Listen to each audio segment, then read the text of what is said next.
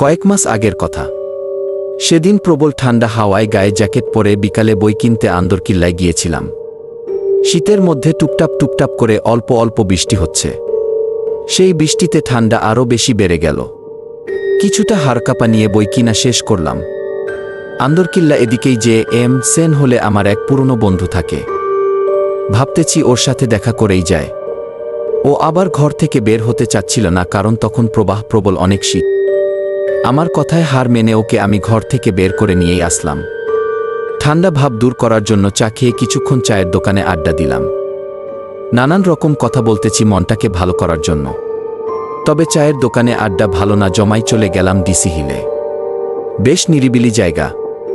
দেখতেছি কয়েকটা জুটি বেশ আড্ডাই দিচ্ছে। কেউ কেউ মোবাইল নিয়ে কথা বলছে। দেখে যা মনে হলো তা স্বাভাবিক কথা না, প্রেম করছে মুঠোফোনে।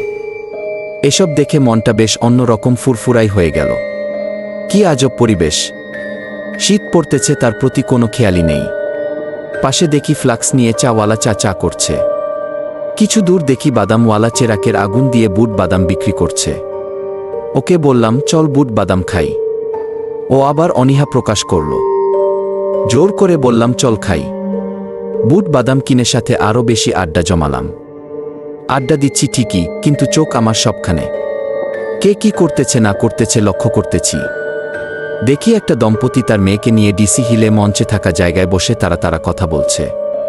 আবার একটা ছেলে একটা মেয়ের হাত ধরে হাঁটাহাঁটি করছে। হঠাৎ দেখি একটা মেয়ে গেট দিয়ে ঢুকে একলা একলা কিছুক্ষণ ঘোরাঘুরি করতেছে। ওর সাথে পাশে কেউ নেই। আমাদের পাশে থাকা বসার জায়গায় কিছু দূরে বসে আছে। মেয়েটার সাথে দেখি আসলেই কেউ নেই। কিন্তু রাত তো হয়েই এল। শীত পড়তেছে, একলা একলা বসে থাকা মানেটা কি? গায়ে কোনো শীতের কাপড়ও নেই। সালোয়ার কামিজ পরা মেয়েটি। চেহারাটা পরিষ্কার বোঝা যাচ্ছে না। আবছা আবছা আলোতে কিছুটা দেখছি। আচ্ছা যা, নিজের কাজে মন দিলাম। আমার বন্ধু আমার সাথে বকবক করে কথা বলেই যাচ্ছে, আমি কোনো ওর কথা শুনছি না, শুধু দেখছি এদিক ওদিক। কেউ কেউ দেখছি মুক্ত উদাস মনে সিগারেট টানছে, আবার কেউ কেউ দেখছি চলেই যাচ্ছে নিজ নিজ গন্তব্যস্থলে। প্রায় খালি হয়েই এল জায়গাটা। কিন্তু মেয়েটি বসেই আছে। জায়গাটা আর নিরাপদ না ভেবে বের হয়ে এলাম। কারণ রাত তখন 9:30। আমার বন্ধুর সাথে রাস্তায় গল্প করে করে এসে ওকে বিদায় দিয়ে আবার আন্দরকিল্লায় আসলাম। আমার বাসা কাপ্তাই রাস্তার মাথা পড়ে কাজীর হাট ভিতরের গলিতে। 1 নং কালুরঘাট বাস ধরতে হবে, কিন্তু এত দূরে বাস পাওয়া মুশকিল। আন্দরকিল্লা জায়গাও দেখি থমথমে। মনে একটা সংশয় হলো, অন্যদিন তো এভাবে থাকে না, কিন্তু আজ কেন? এসব কথা চিন্তা করতে করতে চিন্তা বাদ দিয়ে বাস আসার প্রতি মনোযোগ দিলাম। কোনোটা বাস যাচ্ছে না।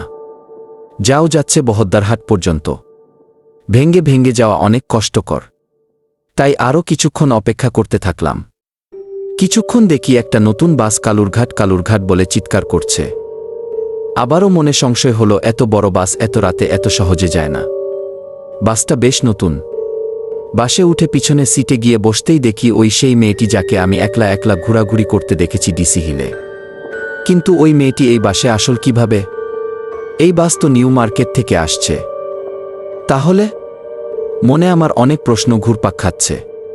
প্রশ্নেরা আমার কাছে আসছে আর যাচ্ছে। আজব চিন্তারা আমার পাশে এসে বসে আছে। কিন্তু না ভেবে উপায় কি? চিন্তার তো বিষয়। যাই হোক, আমি আমার সামনের দিকে ফিরে তাকালাম। বাস ছেড়ে দিয়েছে। আমি বাসের জানালার দিকে তাকিয়ে রইলাম। বাস ড্রাইভার পিছনের দিকে লাইট জ্বালিয়ে দিয়েছে।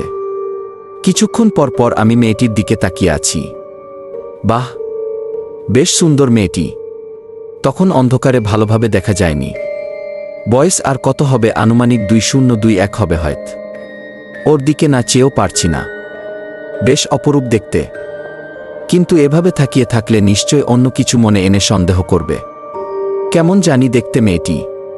একবার তাকিয়ে থাকলে দেখতে অনেক সুন্দর লাগে, আবার আরেকবার তাকিয়ে থাকলে মনে হয় অদ্ভুত ধরনের বিকৃতি চেহারার। ঠিক তাকাতে যেন ভয় হয়। খেয়াল করে দেখি ওর চোখমুখ জল জল করছে।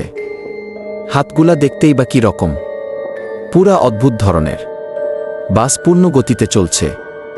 আমার তো ঠান্ডায় যায় অবস্থা। গায়ে জ্যাকেট পরেও নিস্তার পাচ্ছি না। কিন্তু মেয়েটি ঠান্ডা সহ্য করছে কিভাবে? মেয়েটির কপালে তাকালে মনে হয় ঘামের বৃষ্টি ঝরছে।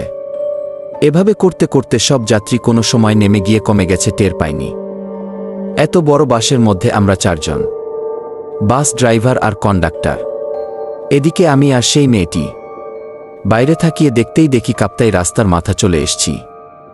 বাস আর কালুরঘাট যাবে না, কারণ কালুরঘাট যাওয়ার মতো যাত্রী নেই। বাস থেকে নামতেই দেখি রাস্তার চারিদিকে সব শূন্য, কেউ কোথাও নেই। কন্ডাক্টরকে টাকা দিয়ে আমি মেয়েটির আগে হাঁটা দিলাম। প্যান্টের পকেট থেকে মোবাইল বের করতেই ঘড়িতে দেখি রাত 1:58।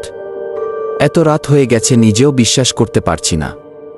সামনের দিকে ফিরে থাকাতেই দেখি মেয়েটি কোনো সময় আমার আগে ক্রস করে হাঁটা শুরু করে আমার আগে আছে, ভাবতেই পারছি না এত তাড়াতাড়ি ক্রস করলো কিভাবে। আমি তো মেয়েটির আগেই ছিলাম। অবাক চোখে পিছন দিকে ফিরে তাকাতেই দেখি পিছনে সেই বাসটিও নেই। এত অল্প সময়ের মধ্যে চলে গেল কিভাবে? অন্তত বাসটির ইঞ্জিনের শব্দ তো শোনা যেত, অথচ শুনতেই পেলাম না। আমি আবার সামনের দিকে ফিরে থাকাতেই দেখি মেয়েটির হাঁটা চলা অন্যরকম, ঠিক স্বাভাবিক মেয়েদের মতো না। আমি মেয়েটি থেকে 2 হাত দূরে।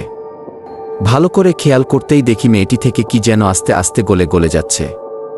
আমি তো ভীষণ ভয়ে ভয়ে আছি, কারণ রাস্তার আশেপাশে কোনো জনমানব নেই। নিস্তব্ধ জায়গায় শুধু আমি আর মেয়েটি হাঁটছি। হাঁটতে হাঁটতে দেখি মেয়েটি কেমন জানি রূপ পরিবর্তন হচ্ছে। আমি ভূত পেতনি এসব বিশ্বাস করি না, কিন্তু আমার চোখের সামনে কি এসব ঘটে যাচ্ছে নিজেই তা বিশ্বাস করতে পারছি না। আমার মাথা তখন ঝিমঝিম করছে, শীতের মধ্যেও আমার শরীরে ঘাম ঝরছে। নিজেকে নিয়ন্ত্রণ করতে পারছি না, কারণ আমার আর এক হাতে বইয়ের বোঝা। হঠাৎ চোখের পলকে দেখি মেয়েটি নেই, উধাও হয়ে গেল মেয়েটি। আমি আর হাঁটতে না পেরে চোখমুখে অন্ধকার দেখছি। রাস্তায় পড়ে যাওয়ার মতো অবস্থা। আলোকিত রাস্তার স্ট্রিট লাইটও আমাকে আলোকিত করতে পারছে না। সবকিছু যেন স্থির হয়ে আসছে, মনের দম ফুরিয়ে যাবার উপক্রম। আকাশের দিকে তাকাতেই দেখি আকাশে একটা তারাও নেই, সব শূন্য। আমি নিশ্চুপভাবে ভয়ে ভয়ে আমার বাসার দিকে এগোতে থাকলাম। বাসায় পৌঁছাতে শুকনা জায়গায় একটা পিচ্ছিল আচারও খেলাম, তবে ভাগ্য ভালো পড়ে যায়নি। বাসায় গিয়ে অন্য কিছু না ভেবে সোজা ঠান্ডা পানি খেতে লাগলাম। ভাবতে লাগলাম আজকে কি হলো, যা আমার জীবনে ঘটেনি। কিন্তু মনে আমার এখনো প্রশ্ন, মেয়েটি গেল কোথায়?